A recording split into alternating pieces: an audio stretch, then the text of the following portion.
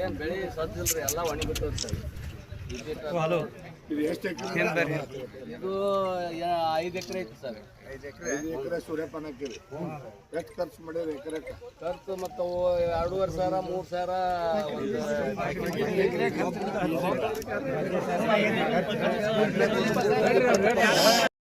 ಗೊಬ್ಬರ ಹಾಕಿದ್ದಾರೆ. ಗೊಬ್ಬರ ಮತ್ತು ಬೀಜ ಅನ್ನೋದ್ರಾಗ ಒಂದು 5,000 ರೂಪಾಯಿ ಖರ್ಚಾಗಿದೆ.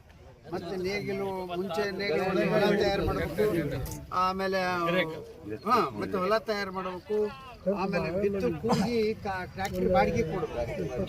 ಇಲ್ಲ ಎತ್ತು ಈಗ ಕಡಿಮೆ ಅದಾವ, ಹೀಗಾಗಿ ಟ್ರ್ಯಾಕ್ಟರ್ ಬಾಡಿಗೆ ಕೊಡಬೇಕು. ಅವೆಲ್ಲ ಖರ್ಚು ಮಾಡಿ ಸುಮಾರು 8,000 ರೂಪಾಯಿ ಒಂದು ಎಕರೆ, ಒಂದು 10,000 ರೂಪಾಯಿ ಖರ್ಚು ಮಾಡಿರ್ತಾರೆ. ಈಗೇನಾಗಿದೆ, ಮುಂಚೆ ಸ್ವಲ್ಪ ಹಸಿಗೆ ಬಿತ್ತಿತ್ತು ಬೀಜ, ಇದು ನಾಟಿದೆ. ಬೆಳ್ಳಾರ್ದು ಈಗ ನಾಟಕ ಅಂದ್ರೆ ಒಳಗೆ ಬೀಜ ಅಲ್ಲೇ ಇರ್ತದೆ, ಒಣ ಮಣ್ಣಲ್ಲಿ ರಾಶಿಗೆ ಬಿದ್ದು ನಾಟೇ ಇಲ್ಲ ಸರ್.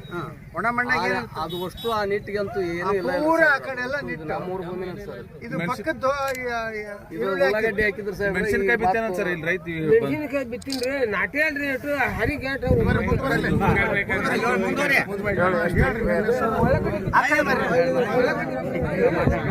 ಉಳ್ಳಾಗಡ್ಡಿ ಬಿತ್ತಿದ್ರಿ, ನಾಟಿ